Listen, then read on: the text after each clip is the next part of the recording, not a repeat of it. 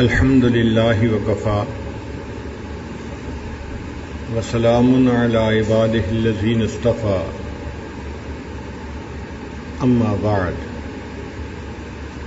اعوذ باللہ من الشیطان الرجیم بسم اللہ الرحمن الرحیم یا ایہا الناس انما بغیکم علی انفسکم وقال اللہ تعالی فی مقام آخر ما اصابکم من مصیبت فبما کسبت ایدیکم سبحان ربک رب العزت عما یصفون وسلام علی المرسلین والحمد للہ رب العالمین اللہم صلی علی سیدنا محمد وعلی آل سیدنا محمد وبارک وسلم اللہم صلی علی سیدنا محمد وعلی آل سیدنا محمد وبارک وسلم اللہم صلی علی سیدنا محمد وعلی آل سیدنا محمد وبارک وسلم۔ انسانی فطرت ہے کہ جب کسی چیز سے نقصان پہنچنے کا اندیشہ ہو تو انسان اس سے دور رہتا ہے، ڈرتا ہے کہ بچھو کاٹ لے گا تو بچھو کے قریب بھی نہیں جاتا، سمجھتا ہے کہ سانپ نے ڈس لیا موت آ جائے گی، سانپ کو ہاتھ نہیں لگاتا، حالانکہ اگر دیکھیں تو سانپ نرم ہوتا ہے اور اس کے اوپر پیٹرن جو بنا ہوتا ہے وہ کتنا خوبصورت ہوتا ہے، مگر کوئی بندہ سانپ کو دیکھے گا تو دور بھاگے گا۔ اسی طرح بجلی کے تار کو ہاتھ نہیں لگاتا، وہ سمجھتا ہے کہ اگر ہاتھ لگا دیا جھٹکا پڑے گا اور موت آ جائے گی، بچوں کو بھی منع کرتا ہے، عورتوں کو بھی منع کرتا ہے، خود بھی دور رہتا ہے۔ تو یہ طے شدہ بات ہے کہ جب نقصان پہنچنے کا یقین ہو انسان اس کام کو باز رہتا ہے، نہیں کرتا۔ ہم اپنی زندگی میں جو کام اللہ تعالیٰ کے حکم کے خلاف کرتے ہیں، نبی علیہ الصلوۃ والسلام کی سنت کے خلاف کرتے ہیں، ان کو گناہ کہتے ہیں، اور ان گناہوں کی سزا آخرت میں بھی ملے گی اور دنیا میں بھی ملتی ہے۔ یہ اللہ تعالیٰ کا ایک نظام ہے جس کو قانون جزا اور سزا کہتے ہیں۔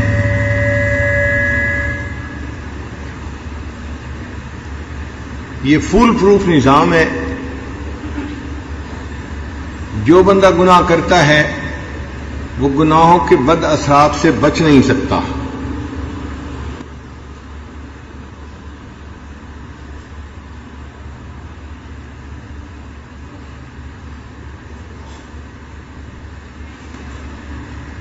نبی علیہ الصلوۃ والسلام نے ارشاد فرمایا کہ جو بندہ گناہ کرتا ہے اللہ تعالیٰ اس کو رزق کی تنگی میں مبتلا کر دیتے ہیں۔ یہ نہیں ہوتا کہ اس کے پاس مال نہیں ہوتا، مال ہوتا ہے مگر ٹائٹ ہو جاتا ہے، لیکوڈیٹی نہیں ہوتی، دکان میں مال پڑا ہے بکتا نہیں، دکان گاہک نہیں ہے، قرضے ہیں قسطیں دینی ہیں مگر دینے کی استطاعت نہیں ہے، مانگنے والے تنگ کر رہے ہیں اور دینے کے لیے پیسے نہیں اور پریشان ہے۔ یہ اللہ تعالیٰ نے رزق کی پریشانی اس کو لگا دی۔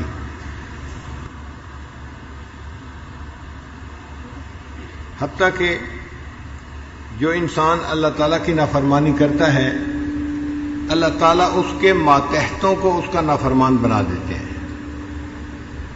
آج خاوند شکوہ کرتا ہے کہ بیوی بات نہیں سنتی، بیٹی بات نہیں سنتی، مالک شکوہ کرتا ہے کہ مزدور کام اچھی طرح نہیں کرتے۔ بنیادی وجہ ہم اپنے مالک کی نافرمانی کرتے ہیں، اس کے بدلے اللہ تعالیٰ ہمارے ماتحتوں کو ہمارا نافرمان بنا دیتے ہیں۔ فضیل بن عیاض رحمۃ اللہ علیہ فرمایا کرتے تھے کہ جب کبھی میرا گدھا میری بات ماننے سے انکار کرتا ہے تو میں غور کرتا ہوں کہ مجھ سے کہاں گناہ سرزد ہو گیا جس کا اثر میرے گدھے کے اوپر آ کر پڑا ہے۔ تو آج جو اولاد کے شکوے کرتے ہیں نا، حضرت دعا کریں، بچے تو افلاطون بنے ہوئے ہیں، کوئی سننے کو تیار نہیں ہے بات، ہم اللہ کی بات سننے کو تیار نہیں، اولاد ہماری بات سننے کو تیار نہیں۔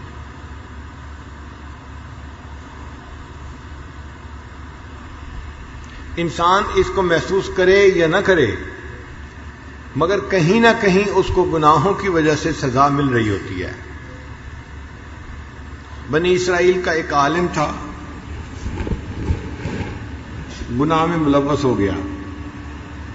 اب چونکہ عالم تھا وہ ڈرتا بھی تھا، مگر نفس ایسا موٹا تھا کہ وہ گناہ کروا دیتا تھا،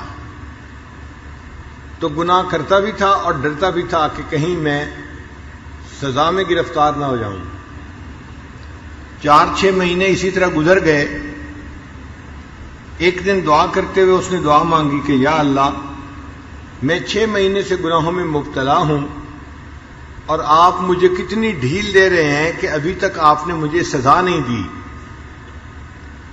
تو اللہ تعالیٰ نے اس کے دل میں بات ڈالی کہ میرے بندے، سزا تجھے مل رہی ہے، تجھے اس کا احساس نہیں ہے۔ تو وہ بڑا حیران ہوا، مجھے اس گناہ کی کون سی سزا مل رہی ہے؟ تو پھر بتایا گیا کہ جب سے تو نے یہ گناہ کیا ہے، ہم نے رات کے آخری پہر کے مناجات کی لذت سے تمہیں محروم کر دیا ہے۔ پھر اس کو محسوس ہوا کہ جب سے گناہ کرنے لگا ہوں مجھے کبھی دعا مانگتے ہوئے رونا آیا ہی نہیں ہے، دل سخت ہو گیا تھا، آنکھیں خشک ہو گئی تھی۔ وہ اس کو سزا ہی نہیں سمجھ رہا تھا اور اس کو سزا مل رہی تھی۔ یہ کوئی دنیا کا نظام نہیں ہے کہ جس میں خرابی کا اندیشہ ہو، یہ اللہ کا نظام ہے، فول پروف نظام ہے۔ ہم نے دیکھا ہے کہ جن ملکوں میں قانون اتنا سخت نہیں اپلائی ہوتا، وہاں پہ عوام شور مچاتے ہیں۔ کئی مرتبہ ہمیں امریکہ جانے کا موقع ملا، تو جب ہم لاہور یا کراچی ایئرپورٹ پہ ہوتے ہیں نا، تو مسافروں کے انداز ہی اور ہوتے ہیں۔ ذرا سی بات پہ ایک دوسرے کے ساتھ بات کر رہے ہوتے ہیں، بحث کر رہے ہوتے ہیں، ایسے لگتا ہے جیسے کسی کو کسی کا ڈر خوف ہے ہی نہیں، کیونکہ ہر بندہ سمجھتا ہے کہ اگر کچھ ہو گیا تو میرے پولیس میں کنٹیکٹ ہیں، حکومت میں میرے کنٹیکٹس ہیں، تو میں اپنے مسئلے کو حل کر لوں گا۔ اور یہی سواریاں جب جہاز پہ بیٹھتی ہیں اور نیو یارک ایئرپورٹ پہ اترتی ہیں، تو ہم نے انہی بندوں کو بڑے غور سے دیکھا، اتنے قانون کے پابند بن جاتے ہیں، کوئی منہ سے بات ہی نہیں نکالتا، اور لائن بنائی ہوئی ہوتی ہے اور آرام سے کھڑے ہوتے ہیں، نہ جلد بازی ہے نہ بحث مباحثہ ہے، سادے سیدھے ہوئے ہوتے ہیں۔ کیوں؟ اب ان کو پتا ہے کہ یہاں قانون کی گرفت ہے، اگر ہم کچھ کریں گے تو ہمیں فوراً سزا ملے گی، تو سزا ملنے کے ڈر سے انسان قانون کی پابندی کرتا ہے۔ اگر ہمارے دل میں یقین پکا ہو جائے کہ ہم اگر گناہ کریں گے تو اللہ تعالیٰ اس کی ہمیں سزا دیں گے، ہم گناہوں سے بچیں اور اللہ کے قانون کی پابندی کرنے والے بن جائیں۔ چنانچہ ہم سے پہلے بہت ساری قومیں آئیں، جن لوگوں نے انفرادی گناہ کیے ان کو انفرادی سزا ملی، اور جنہوں نے اجتماعی گناہ کیے ان کو اجتماعی سزا ملی۔ آثار الذنوب علی افراد و شعوب، بندوں پر اور ان کی قوموں کے اوپر عذاب آئے۔ نوح علیہ السلام کی قوم نے نافرمانی کی، اللہ رب العزت نے پانی کا سیلاب بھیجا، اور وہ پانی اتنا تھا کہ پہاڑوں کی چوٹیاں بھی اس پانی میں ڈوب گئی تھیں۔ آپ غور کیجئے وہ کتنا اونچا پانی ہوگا، مکانوں کی بات نہیں ہے، پہاڑوں کی چوٹیاں اس پانی کے اندر ڈوب گئی تھیں۔ قوم عاد ایک قوم گزری ہے، اللہ نے ان کو بڑے قد دیے تھے، اونچے اونچے قد تھے اور بڑے لمبے چوڑے لوگ تھے۔ ان کو اپنی طاقت پہ بڑا ناز تھا، وہ کہتے تھے من اشد منا قوہ، ہم سے طاقت میں کون بڑا ہوا ہے؟ اور واقعی ان کی بات ٹھیک تھی. اللہ تعالیٰ قرآن مجید میں تصدیق فرماتے ہیں لم یخلق مثلھا فی البلاد، کہ ایسی قوم پھر شہروں میں پیدا نہیں ہوئی، مگر انہوں نے اللہ کی نافرمانی کی. اللہ تعالیٰ نے ہوا کا عذاب بھیجا، اور وہ ہوا ایسی تھی کہ مومن کو لگتی تھی تو وہ سمجھتا تھا کہ گرمی کے موسم میں کتنی مزے کی ہوا چل رہی ہے، اور وہی ہوا کافروں کے لیے اتنی سخت تھی کہ کافر کھڑا ہوتا تھا، ہوا کا جھونکا آتا تھا اور اس کو پٹک کے زمین پر مارتا تھا. حتیٰ کہ وہ جو کفار تھے ان کی لاشیں زمین پر ایسے بکھری ہوئی تھیں جیسے کھجور کے تنے زمین کے اوپر پڑے ہوتے ہیں، کأنہم اعجاز نخل خاویہ. اللہ تعالیٰ نے اپنی قدرت دکھا دی کہ دیکھو تمہیں اپنی طاقت پہ ناز ہے، میں ہوا کو کہوں گا اور ہوا تمہیں پٹک پٹک کے زمین پہ مارے گی، اور تمہاری جو ہے وہ لاشیں زمین پر بکھری ہوئی ہوں گی.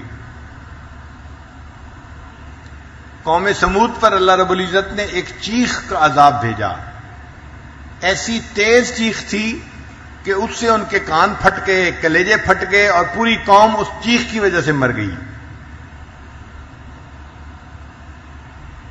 قوم لوط گناہوں میں مبتلا تھی.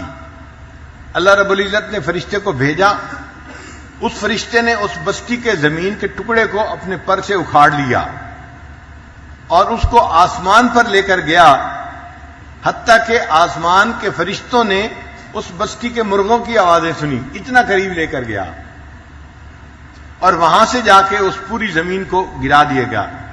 فجعل عالیہا سافلہا، ہم نے اس کے اوپر کے حصے کو نیچے کا حصہ بنا دیا، ان کو سزا دی، اور اس کے اوپر پھر ان کے اوپر پتھر برسائے گئے، چنانچہ پتھروں کی بارش ہوئی. یہ پانی کی بارش نہیں تھی، یہ پتھر تھے جو ان کے اوپر برس رہے تھے.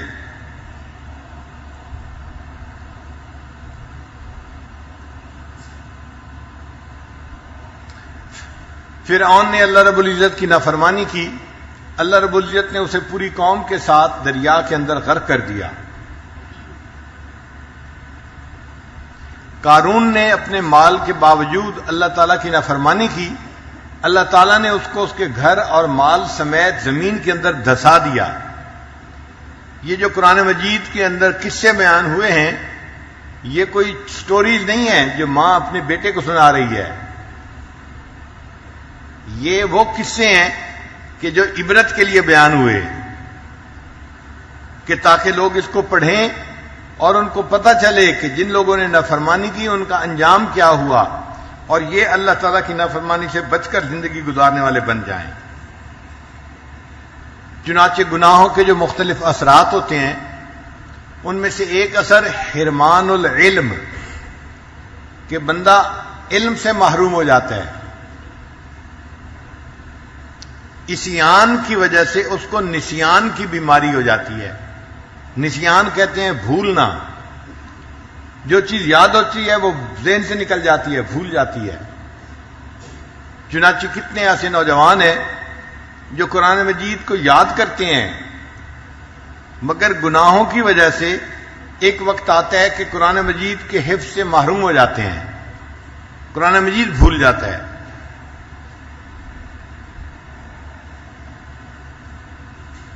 کتابوں میں واقعہ لکھا ہے، ایک نوجوان نے بدنظری کی تو ایک بزرگ نے اسے کہا کہ نوجوان، ایک وقت آئے گا کہ تجھے اس گناہ کی سزا ملے گی. چنانچہ 20 سال کے بعد وہ نوجوان قرآن مجید کو بھول گیا. یعنی اللہ تعالیٰ فوری سزا نہیں دیتے. اگر فوری سزا ہوتی کہ ادھر گناہ کیا ادھر تھپڑ لگ گیا تو پھر دنیا میں کوئی گناہ ہی نہ کرتا. اللہ تعالیٰ نے چوائس دی ہے کہ بندہ اپنی سمجھ سے گناہ کو چھوڑے. اس کو کہتے ہیں ڈیلے ریلے. کئی مرتبہ الیکٹرک چیزیں ایسی ہوتی ہیں آپ بٹن دبا دیتے ہیں مگر وہ مشین کچھ دیر کے بعد سٹارٹ ہوتی ہے، اس میں ایک ریلے لگی ہوتی ہے جو اس کو 1 یا 2 منٹ جو ہے وہ تاخیر سے چلاتی ہے. ایسے ایئر کنڈیشن آج کل آ رہے ہیں، آپ ان کا بٹن آن کر دیں، ان کا کمپریسر فوراً آن نہیں ہوتا، وہ 1 منٹ کے بعد آن ہوتا ہے۔ اسی طرح گناہوں کی سزا کا معاملہ ہے کہ انسان جس وقت گناہ کرتا ہے اسی وقت سزا نہیں ملتی، مگر یہ پکی بات ہے کہ مل کے ضرور رہتی ہے، انسان اس سے بچ نہیں سکتا۔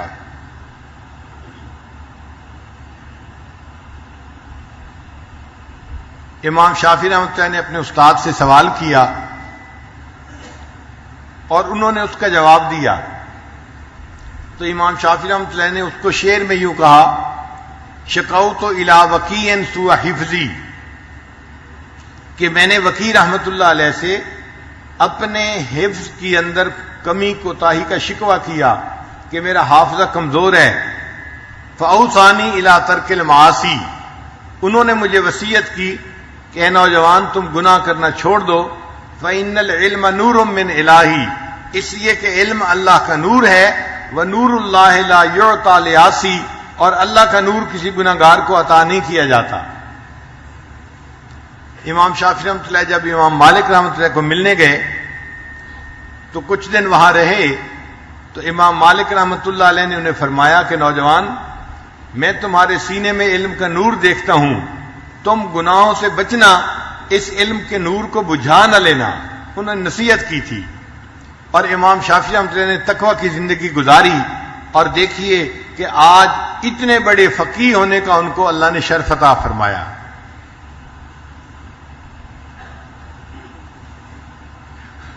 گناہوں کا دوسرا وبال دنیا میں جو پیش آتا ہے، حرمان الرزق، اللہ تعالیٰ بندے کا رزق جو ہے اس سے اس کو محروم کر دیتے ہیں، رزق کو تنگ کر دیتے ہیں۔ پیسے ہوتے ہیں مگر خرچ نہیں کر پاتا، قرضوں میں پھنس جاتا ہے۔ ایک صاحب میرے پاس آئے اور زاروں قطار رو رہے تھے، میں نے پوچھا کیا ہوا؟ کہنے لگا میں نے باہر 2 کنٹینر بھیجے تھے کینیڈا، وہ وہاں جا کے پھنس گئے، کلیئر نہیں ہوئے، اور 1 کنٹینر یہاں پھنس گیا اور 1 وہاں ہو گیا۔ اب میرا مال اتنا پھنس چکا ہے کہ میرے پاس فیکٹری چلانے کو پیسے نہیں ہیں، مزدوروں کی تنخواہ دینے کو پیسے نہیں ہیں۔ وہ بہت پریشان تھا، تو رزق تھا مگر اللہ نے اس کو ایسا دبایا کہ وہ پریشان تھا کہ میں زندگی کیسے گزاروں۔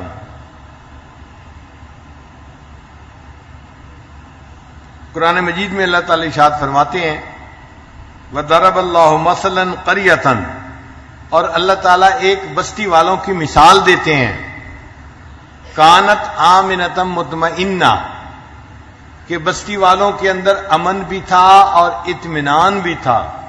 2 لفظ استعمال کیے، آمنۃ مطمئنہ۔ امن کا مطلب یہ کہ ان کو بیرونی دشمن کا کوئی ڈر نہیں تھا کہ باہر سے دشمن حملہ کرے گا اور ہمارے اوپر پریشانی آ جائے گی، اور ان کو آپس میں اندرونی خلفشار کا بھی ڈر نہیں تھا۔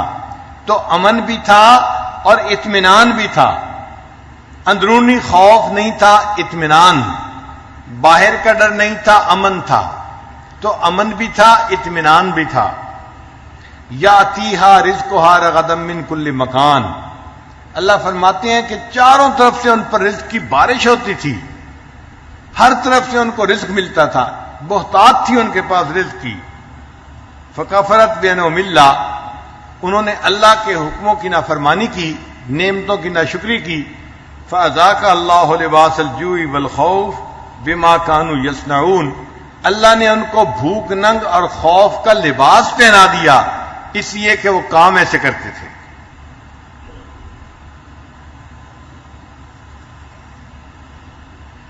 قرآن مجید میں ایک قوم کا تذکرہ ہے، اس کا نام تھا قوم سبا۔ یہ ایگریکلچر کرنے والی قوم تھی اور ان کے بڑے بڑے باغات تھے۔ مفسرین نے لکھا ہے کہ اتنے بڑے بڑے باغات تھے، عورت اگر اپنے سر پہ ٹوکری لے کر، خالی ٹوکری لے کر باغ کے اندر سے چلتی تو باغ ختم نہیں ہوتا تھا، گرنے والے پھلوں سے اس کی ٹوکری بھر جاتی تھی، اتنے بڑے بڑے باغ تھے۔ ہم جب بچپن میں قرآن پاک میں یہ پڑھتے تھے تو حیران ہوتے تھے کہ اتنے بڑے بڑے باغ، لیکن جب دنیا دیکھنے کا موقع ملا تو ہم نے دیکھا کہ واقعی بعض ملکوں میں بہت بڑے بڑے باغ ہوتے ہیں. ہم نے ایک ملک میں کیلے کا باغ دیکھا جو 120 کلومیٹر لمبا اور 50 کلومیٹر چوڑا تھا. میٹر کی بات نہیں ہے، کلومیٹر، یعنی 50 کلومیٹر گہرائی ہے، چوڑائی ہے، اور 120 کلومیٹر اس باغ کی لمبائی ہے. اور اس کے قریب ایئرپورٹ بنایا ہے. جو کیلے وہاں سے آتے ہیں وہ جہاز کے اوپر لوڈ ہو کے اسی وقت فریش جو ہے وہ یورپ چلے جاتے ہیں اور ان کو کمائی ہوتی ہے. ہم اپنی گاڑی کو تیز بھگا رہے تھے اور باغ ختم ہونے کا نام ہی نہیں لے رہا تھا. مجھے اس وقت قوم سبا کی بات یاد آئی کہ یہ باغ اگر اتنا بڑا ہے تو قوم سبا کے باغات بھی اتنے ہی بڑے ہوتے ہوں گے کہ گرنے والے پھلوں سے ٹوکری بھر جاتی تھی اور باغ ختم نہیں ہوتا تھا. اللہ تعالیٰ فرماتے ہیں لقد کان لسبع فی مسکنہم آیہ، قوم سبا کے مساکن میں تمہارے لیے بڑی نشانیاں ہیں. جنتان عن یمین و شمال، وہ جن راستوں پہ چلتے تھے اس کے دائیں بھی باغ ہوتا تھا اور اس کے بائیں بھی باغ ہوتا تھا. لگتا ہے کہ یہ ایسا شہر تھا کہ جہاں پر جو موسم ہے وہ ایگریکلچر کے لیے بہت سوٹیبل تھا. بعض ممالک میں ایگریکلچر کے لیے موسم بہترین ہوتا ہے، مثلا 30-32 ڈگری سے اوپر نہیں جاتا اور 7 ڈگری سے نیچے نہیں آتا. تو یہ ٹیمپریچر درختوں اور پودوں کے لیے بہترین ہے. اگر 7 سے نیچے 0 پہ آ جائے تو بھی درخت خراب ہوتے ہیں، اور اگر 30-32 سے اوپر چلا جائے تو بھی خراب ہوتے ہیں. اللہ نے موسم ہی ایسا بنا دیا تھا کہ درخت قدرتی طور پہ وہاں پہ خوب نشو و نما پاکے تھے. ہم نے ماوراء النہر میں سمرقند کے قریب ایک شہر دیکھا. اس شہر کا نام تھا شہر سبز، یعنی شہر کا نام ہی انہوں نے رکھا ہوا ہے شہر سبز، سبز شہر. اور جب ہم وہاں گئے تو واقعی اتنا سبزہ تھا، اتنا سبزہ تھا، پھل پھول درخت کے انسان حیران ہی رہ جائے. میں نے وہاں دیکھا کہ جو میٹل روڈ بنی ہوئی تھی، پکی روڈ بنی ہوئی تھی، اگر وہ کسی جگہ سے ٹوٹی اس کے اندر سے گھاس نکل رہا تھا، یعنی میٹل روڈ کے اندر سے گھاس نکل رہا تھا. اتنا سبزہ تھا اس شہر میں. اور مکانوں کی دیواروں کے اندر جو اینٹوں کا جوڑ ہوتا ہے پتھروں کا، وہ مٹی سے تھا اور اس مٹی میں سے سبزہ نکل رہا تھا. اس کا نام ہی شہر سبز تھا. تو یہ قوم سبا بھی ایسی قوم تھی کہ جس کے باغ بہت بڑے بڑے باغات تھے. دائیں بھی باغ ہوتے تھے راستے کے اور بائیں بھی باغ ہوتے تھے. اللہ فرماتے ہیں ہم نے انہیں کہا کلوا من رزق ربکم، تم اپنے رزق رب کا دیا ہوا رزق کھاؤ، واشکروا لا، اور اپنے رب کا شکر ادا کرو. بلدۃ طیبۃ ورب غفور، کتنا پاکیزہ شہر ہے اور اللہ ان لوگوں کے گناہوں کو معاف کرنے والا ہے. مگر رزق کی بہتات کی وجہ سے وہ لوگ نافرمانی میں پڑ گئے، اور نافرمانی کا پھر وبال یہ ہوا اللہ نے ان کے اوپر عذاب بھیجا. اللہ قرآن مجید میں فرماتے ہیں ان کے جو پھلوں کے درخت تھے وہ سارے کے سارے ضائع ہو گئے، اور ان کے پاس چند بیری کے درخت اور چند کھٹے اور ترش قسم کے پھلوں کے درخت باقی رہ گئے. اور اللہ فرماتے ہیں کذالک جزیناہم بما کفروا، ذالک جزیناہم بما کفروا، ہم نے ان کی ناشکری کا ان کو یہ بدلہ دیا. وَهَلْ نُجَازِي إِلَّا الْكَفُورَ، اور ہم ناشکروں کو ایسے ہی سزا دیا کرتے ہیں. تو جس بندے کو اللہ تعالیٰ نعمتیں دیتا ہے وہ نعمتوں کی قدردانی کرے. اگر ناقدری کرے گا تو اللہ تعالیٰ اس بندے کو اس پر سزا دیں گے اور پھر وہ دوسروں کے لیے عبرت کا نشانہ بنے گا.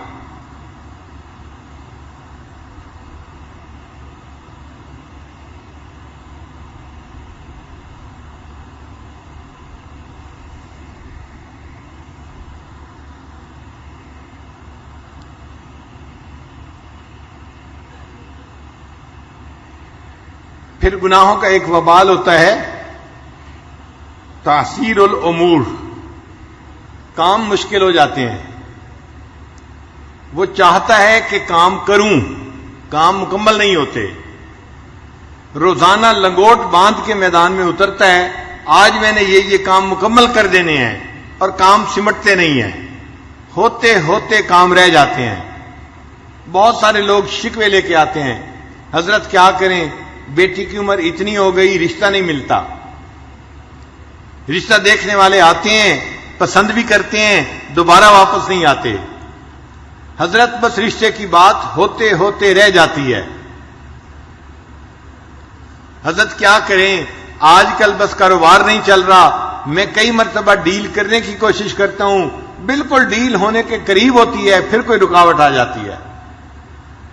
تو یہ جو کاموں میں رکاوٹیں ہیں، یہ گناہوں کا نتیجہ ہوتی ہیں۔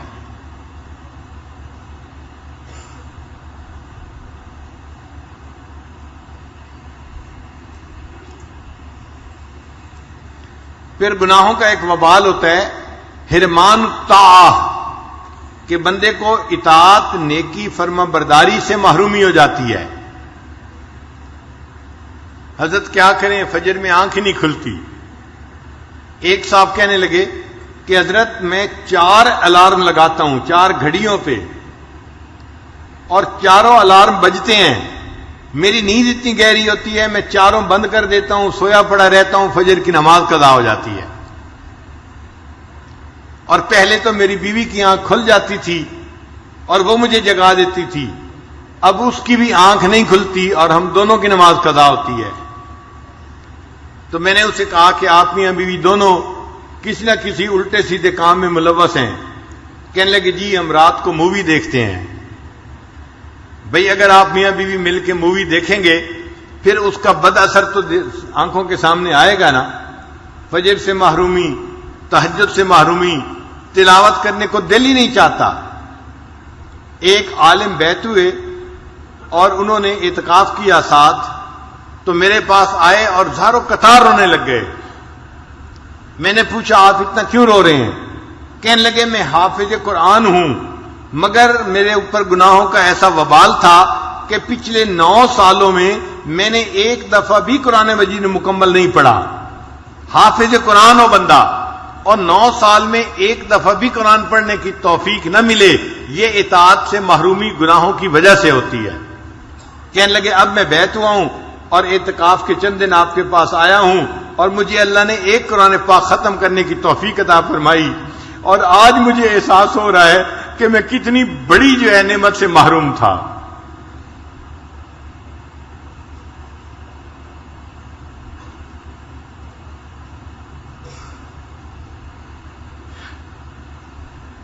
چھٹا اثر گناہوں کا، بیماریاں۔ چنانچہ جو انسان گناہوں میں ملوث ہوتا ہے اللہ تعالیٰ اسے مختلف طرح کی بیماریوں میں ملوث کر دیتے ہیں۔ کئی نوجوانوں کو ہم نے دیکھا 22 سال کی عمر میں ان کو جوڑوں کا درد ہوتا ہے۔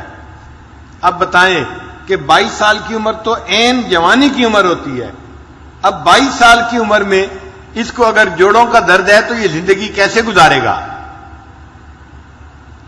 ایک 24 سال کا لڑکا میرے پاس آیا، حضرت مجھے دل کی بیماری ہے، ایک دفعہ ہارٹ اٹیک ہو چکا ہے اور میں بڑا پریشان ہوں۔ 24 سال کی عمر تو ایسی اندھی جوانی ہوتی ہے کہ بندے کو پتہ ہی نہیں چلتا، اور اس کو 24 سال کی عمر میں ہارٹ اٹیک ہو رہا ہے۔ یہ بیماریاں گناہوں کی وجہ سے آتی ہیں۔ ہمارے ایک بہت قریبی دوست تھے، آفیسر تھے، انہوں نے ایک مرتبہ اپنی بیٹی کا قصہ خود سنایا، نام بتانا مناسب نہیں ہے، بس آفیسر ہی سمجھ لیجئے۔ وہ مجھے کہنے لگے اللہ نے مجھے اتنی خوبصورت بیٹی دی، اتنی خوبصورت بیٹی دی کہ لاکھوں میں نہیں کروڑوں میں اتنی خوبصورت بچی کوئی نہیں ہوگی، کروڑوں میں۔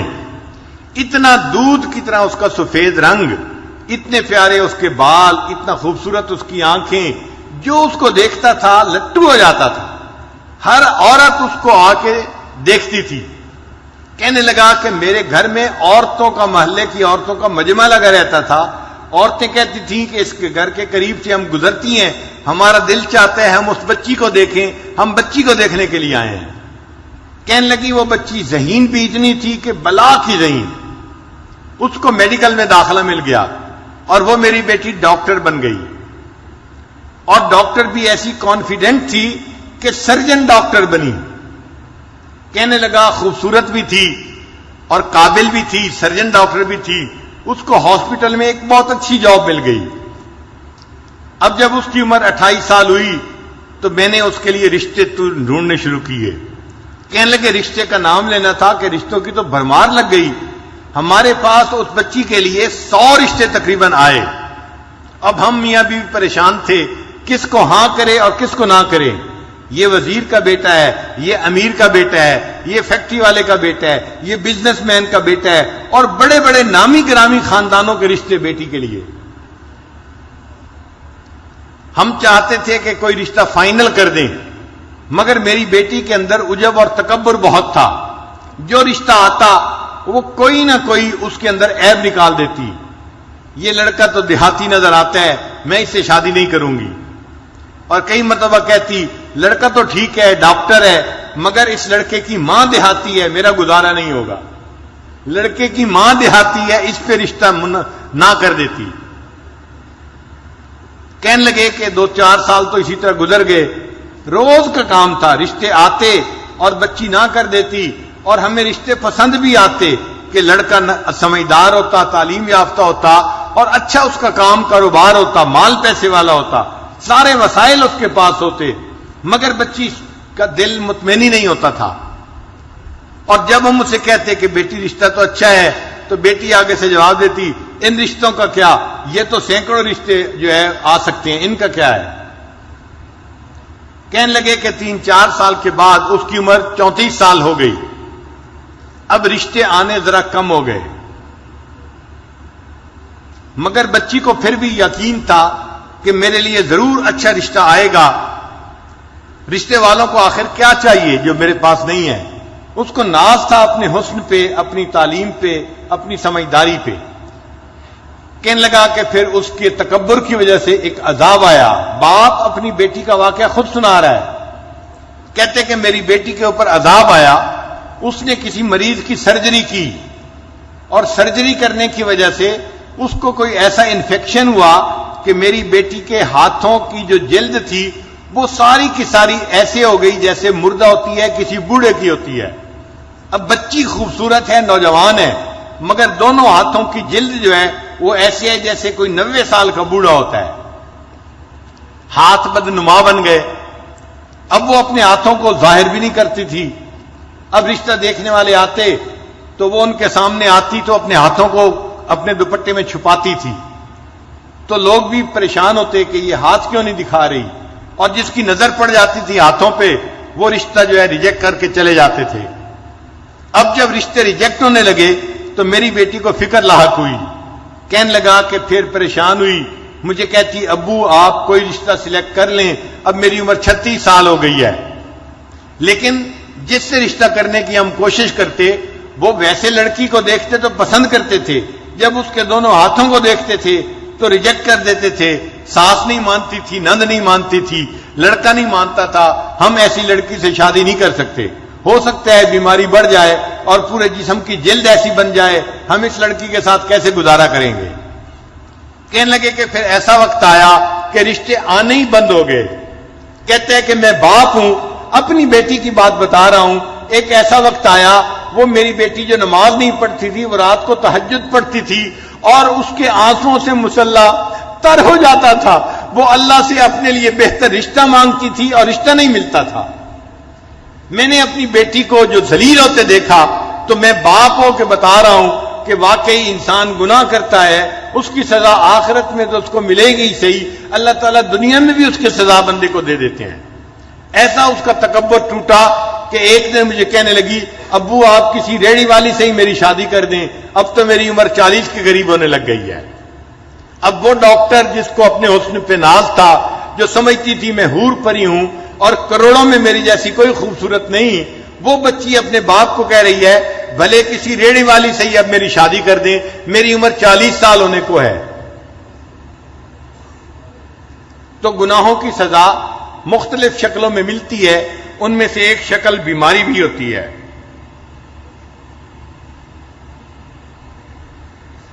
اور ایک شکل ہوتی ہے کہ انسان کو اللہ تعالیٰ لوگوں میں بے عزت کر دیتے ہیں. لوگوں کے دل سے اس کی عزت نکال دیتے ہیں.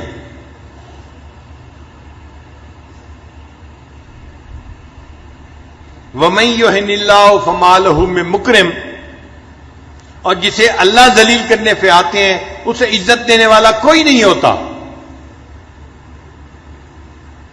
ایک آفیسر تھا 21 گریڈ کا. 21 گریڈ کا آفیسر بڑا آفیسر ہوتا ہے. یہ ڈپٹی کمشنر سے بھی اونچے گریڈ کا بندہ ہوتا ہے، یوں سمجھ لیں برابر کے گریڈ کا. وہ رشوت لیتا تھا اور مال پیسہ اس کے پاس بہت تھا. اس کی ذرا کہانی سن لیجئے، یہ حقیقی کہانی ہے. اس بندے نے ایک کالونی کے اندر پلاٹ خریدا اور بہترین گھر بنایا. پھر وہ اپنے گھر کے اندر شفٹ ہو گیا. جب گھر کے اندر شفٹ ہوا تب اس کو پتا چلا کہ گھر کے بالکل ساتھ مسجد تھی اور مسجد کی اذان کی آواز اس کے گھر میں آتی تھی. اب جو نیک بندہ ہے وہ تو خوش ہوتا ہے کہ مسجد کا پڑوس مل گیا. جو فسق و فجور میں پڑا ہوتا ہے، بے نمازی ہوتا ہے، اس کو مسجد کا پڑوس نہیں چاہیے ہوتا.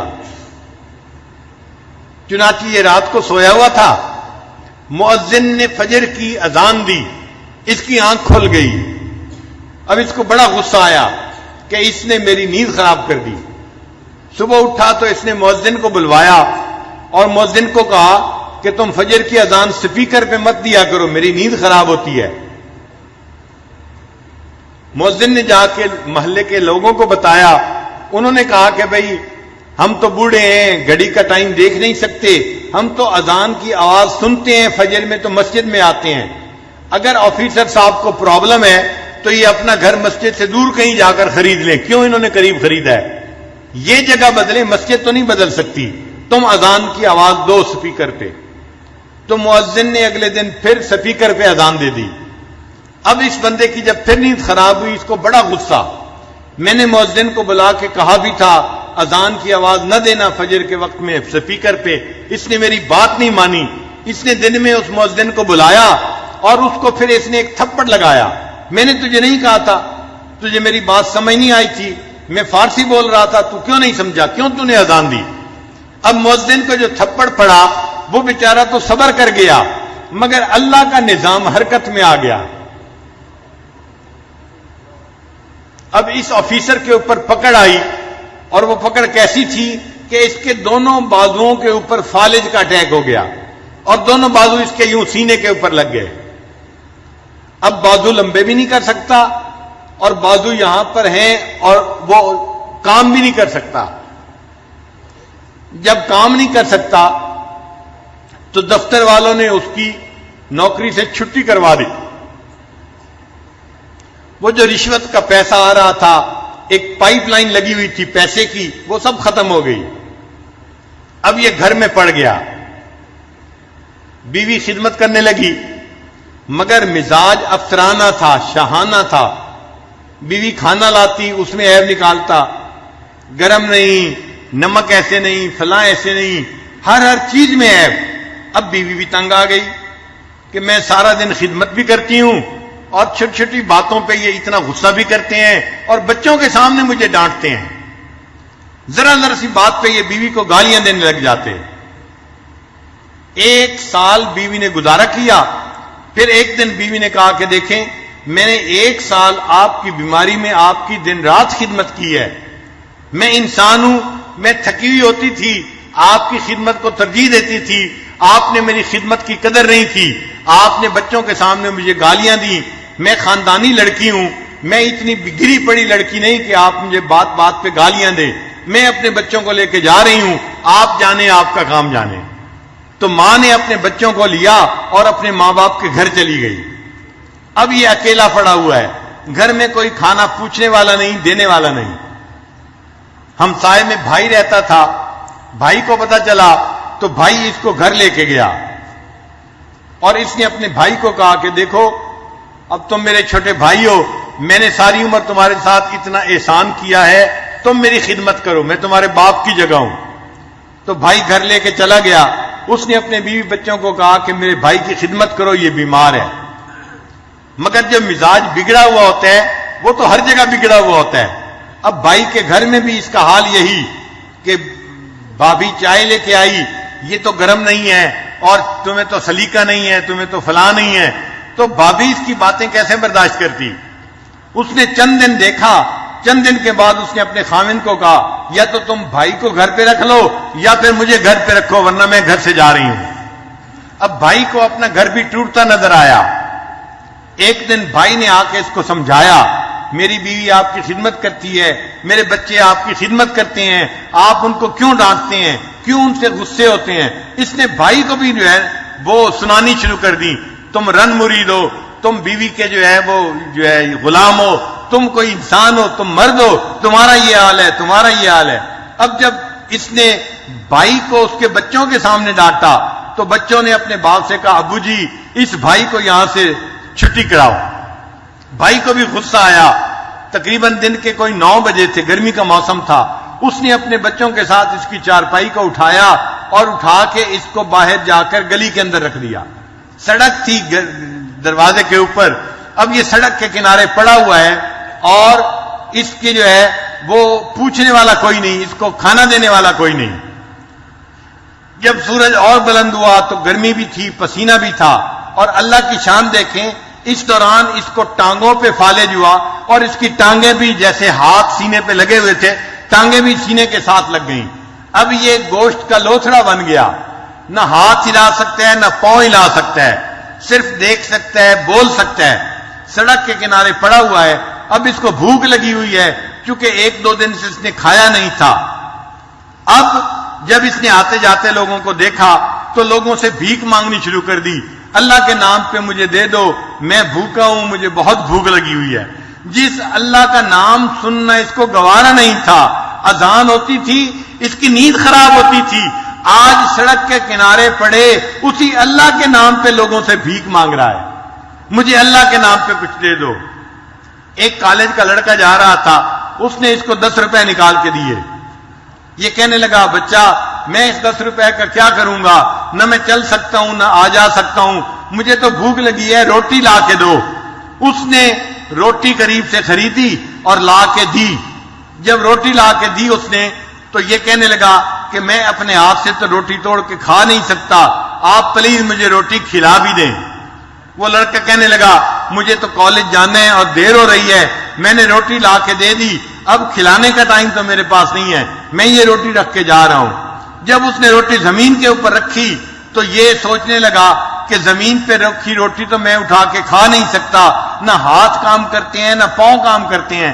تو یہ اس لڑکے کو کہنے لگا زمین پہ روٹی نہ رکھیں، مجھے پکڑا دیں. اس نے ہاتھ میں پکڑانی چاہی، اس کے ہاتھ کی انگلیاں ہلتی نہیں تھی، یہ ہاتھ میں روٹی نہیں پکڑ سکا. پھر کہنے لگا اچھا تم مجھے میرے پاؤں میں روٹی پکڑا دو. اس نوجوان نے اس کے جو پاؤں تھے سینے کے اوپر رکھے ہوئے، اس کے انگوٹھے اور انگلی کے درمیان روٹی ڈال دی اور اس نے اس کو تھوڑا سا گرپ کر لیا. اب پاؤں سے روٹی پکڑی ہوئی ہے اور منہ سے نوچ کے اس کو کھا رہا ہے. جس اللہ کی نافرمانی کرتا تھا اس اللہ نے دکھا دیا، دیکھو جب میری سزا آتی ہے تم سڑک کے کنارے کتے کی طرح اپنے پاؤں سے روٹی پکڑ کے منہ سے نوچ کے کھاؤ گے. یہ وہ آفیسر تھا جس کی بڑی عزت تھی، بڑا مال تھا، بڑا اس کا مکان تھا، بڑی گاڑی تھی، اور آج سڑک کے کنارے پاؤں کی انگلیوں کے درمیان روٹی پکڑ کے یہ اپنے منہ سے اس روٹی کو نوچ کے کھا رہا ہے.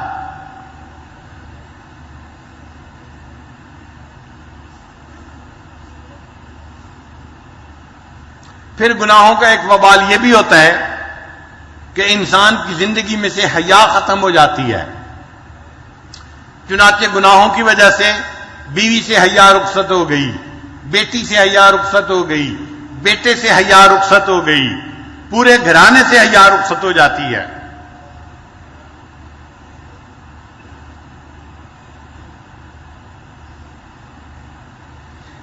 گناہوں کا ایک وبال یہ بھی ہے کہ اللہ تعالیٰ نعمتوں میں کمی کر دیتے ہیں. جو نعمتیں پہلے بارش کی طرح برس رہی تھیں، آ رہی تھیں، اللہ تعالیٰ ان نعمتوں کو بند کر دیتے ہیں اور بندہ نعمتوں سے محروم ہو جاتا ہے.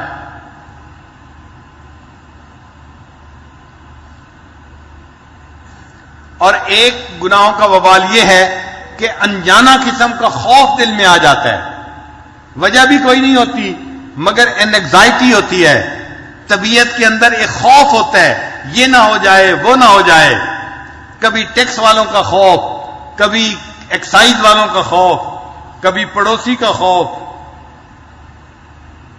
حتیٰ کہ انسان سائے سے ڈرتا ہے، اور کبھی جادو ٹونے کا خوف۔ حضرت مجھے لگتا ہے کسی نے میرا رزق بند کر دیا ہے اور کسی نے ہمارے اوپر کچھ کر دیا ہے۔ بھئی رزق دینا تو اللہ کا کام ہے، اللہ دینا چاہیں مخلوق اس کو روک نہیں سکتی، اللہ نہ دینا چاہیں مخلوق اس کو دے نہیں سکتی، یہ تو اللہ کا معاملہ ہے۔ لوگوں کو چھوٹا رب مت بناؤ، اللہ پہ یقین رکھو کہ اللہ نے دینا ہے، اللہ سے مانگو۔ نہیں حضرت کسی نے کچھ کر دیا ہے، ایک خوف ہوتا ہے، اور یہ خوف اتنا بڑھتا ہے، ہم نے دیکھا کہ بھائی اپنی بہن کے ہاتھ سے لے کے کھانا نہیں کھاتا، اس نے کچھ پڑھ نہ دیا ہو۔ اگر بہو فرض نماز پڑھنے کے لیے مصلی پہ بیٹھ جائے تو ساس کو پریشانی لگ جاتی ہے، یہ ہمارے خلاف کچھ پڑھ کے پھونک نہ رہی ہو۔ بھائی کو بھائی کے گھر سے کھانا آتا ہے پکا ہوا، اور اس کی بیوی کہتی ہے اس کھانے کو کھانا نہیں، یہ ہم نے فقیر کو دے دینا ہے۔ کیوں نہیں کھانا؟ کہ بھائی کی بیوی نے اس کے اوپر کچھ پڑھ نہ دیا ہو۔ حالت یہ ہوتی ہے ڈر اور خوف کی۔ تو کہیں جادو کا ڈر، کہیں ٹونے کا ڈر، اور یہ ڈر اتنا ہوتا ہے کہ انسان، ایک عام آدمی تو زندگی میں ایک دفعہ مرتا ہے، یہ بندہ دن میں کتنی مرتبہ جیتا ہے اور کتنی مرتبہ مرتا ہے۔ یہ گناہوں کا وبال ہوتا ہے۔ اگر ہم چاہتے ہیں کہ ہم گناہوں کے اس وبال سے بچیں، اس کا ایک ہی طریقہ ہے، ہم اللہ سے گناہوں کی معافی مانگیں اور رمضان مبارک کے اس آخری عشرے میں اللہ رب العزت سے اپنے لیے مغفرت کو حاصل کر لیں۔ نبی علیہ السلام نے ارشاد فرمایا اولھا رحمتن، یہ رمضان کا پہلے 10 دن رحمت کے ہوتے ہیں، اوسطھا مغفرتن، درمیان کے 10 دن مغفرت کے ہوتے ہیں، وآخرھا عتق من النار، اور آخری 10 دن آگ سے آزادی کے ہوتے ہیں۔ یہ جہنم سے آزادی کا عشرہ ہے۔ ہم اس وقت میں اپنے رب سے خوب دعائیں مانگیں، اللہ ہم نافرمان بنے رہے، ہم بھولے رہے، ہم گناہ کرتے رہے، اے مالک آج اس وقت آپ کے گھر میں حاضر ہے، رمضان مبارک کا مبارک وقت ہے، اللہ ہمارے پچھلے گناہ معاف کر دیجئے اور آئندہ گناہوں سے ہماری حفاظت فرما دیجئے۔ اللہ نے قسمت سے ہمیں ایک اور رمضان دے دیا، ایک اور موقع دے دیا، اس موقع سے فائدہ اٹھائیے۔ یہ گولڈن چانس ہے، یہ سنہری موقع ہے جو اللہ نے ہمیں عطا کر دیا ہے۔ اکیلا آدمی دعا مانگے پتہ نہیں قبول ہوتی ہے یا نہیں ہوتی، جب کئی لوگ مل کے دعا مانگتے ہیں اللہ کو مجمع کے اوپر ترس آتا ہے۔ حدیث مبارکہ میں ہے نبی علیہ الصلوۃ والسلام نے ایک مرتبہ واعظ فرمایا، واعظم بلیغا، بڑا مؤثر واعظ تھا، اس کو سن کے ایک صحابی کے اوپر گریہ طاری ہوا اور وہ صحابی اونچی آواز سے رونے لگ گئے۔ جب وہ اونچی آواز سے رونے لگے، مجلس ختم ہوئی، اللہ کے پیارے حبیب صلی اللہ علیہ وسلم نے فرمایا اس کا رونا اللہ کو اتنا پسند آیا کہ اس اکیلے کے رونے کی وجہ سے اللہ نے پورے مجمع کے گناہوں کو معاف فرما دیا۔ تو اتنے بڑے مجمع میں کوئی تو ہوگا جس جوان کا رونا اللہ کو پسند آ جائے، جس بوڑھے کے آنسو اللہ کو پسند آ جائیں، جس بچے کا ہاتھ اٹھے اللہ کو پسند آ جائیں، اور اس کی برکت سے اللہ ہمارے بھی گناہوں کو معاف فرما دے۔ اور ویسے بھی یہ رمضان مبارک کا آخری جمعہ ہے، جمعۃ الوداع ہے، تو اس جمعہ کے دن اور بھی دعائیں قبول ہوتی ہیں۔ آج کے دور میں، آج کے اس وقت میں ہم اللہ تعالیٰ سے خوب دعائیں مانگیں، اور اس مجمع میں بہت سارے لوگ مسافر ہیں۔ حدیث پاک میں آتا ہے اللہ تعالیٰ مسافر کی دعاؤں کو قبول فرماتے ہیں، تو مسافرین بھی ہیں، اللہ کے سامنے دعائیں مانگیں گے، اللہ ان کی دعاؤں کو بھی قبول فرمائیں گے۔ اور معتکفین بھی ہیں، یہ معتکفین تو اللہ کے در کی چوکھٹ پکڑ کے بیٹھے ہوئے ہیں، اے مالک اگر تو در نہ کھولے گا تو میں بھی در نہ چھوڑوں گا، اگر تو در نہ کھولے گا تو میں بھی در نہ چھوڑوں گا۔ اے اللہ بیوی بچوں کو چھوڑ دیا، گھر کو چھوڑ دیا، ہم آ کے آپ کے دروازے پر بیٹھ گئے اور آپ کے در کی چوکھٹ کو پکڑ لیا ہے۔ اے اللہ اپنی رحمت کا دروازہ کھول دیجئے، ہمارے گناہوں کو معاف فرما دیجئے۔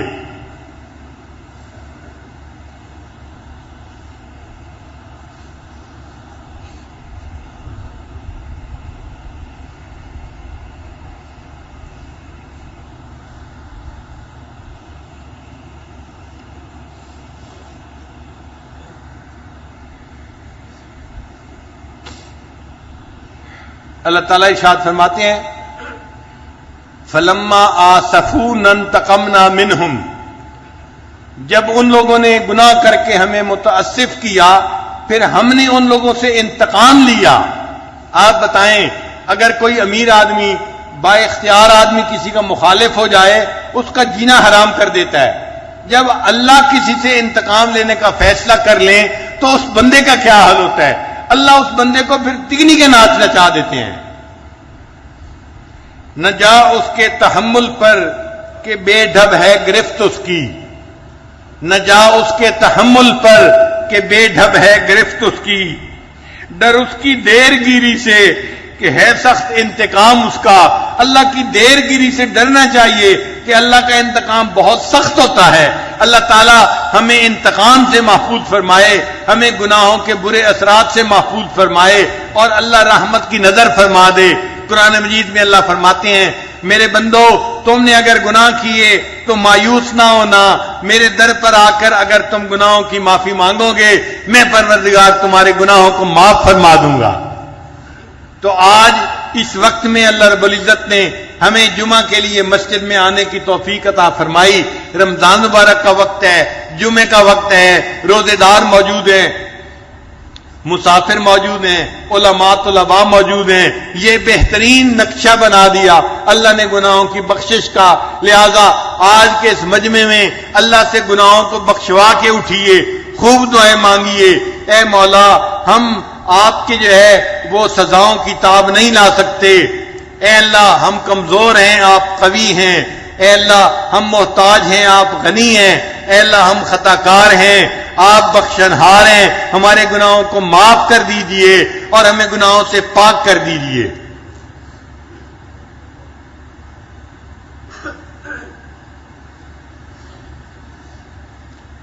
ایک نوجوان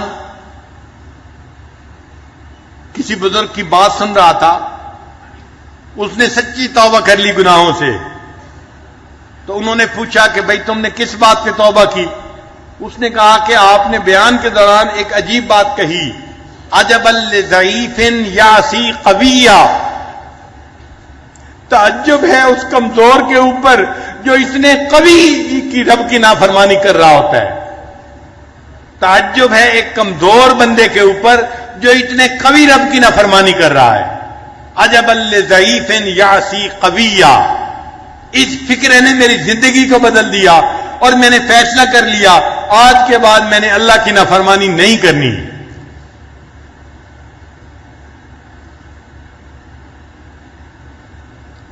اللہ تعالیٰ ہمارے گناہوں کو معاف فرما دے اور آج جمعہ کی اس نماز سے اللہ تعالیٰ ہمیں بخشائے اٹھا دے۔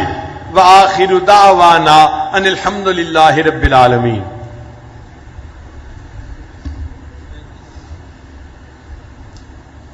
بیعت کے کلمات بھی پڑھ لیجئے تاکہ ہمارے گناہ اللہ تعالیٰ معاف فرما دے۔ دل میں نیت کر لیجئے کہ جو گناہ زندگی میں کیے ہیں ہم ان سے سچی پکی توبہ کر رہے ہیں اور آئندہ نیکی کی زندگی گزارنے کا دل میں ارادہ کر رہے ہیں۔ بسم اللہ الرحمن الرحیم، لا الہ الا اللہ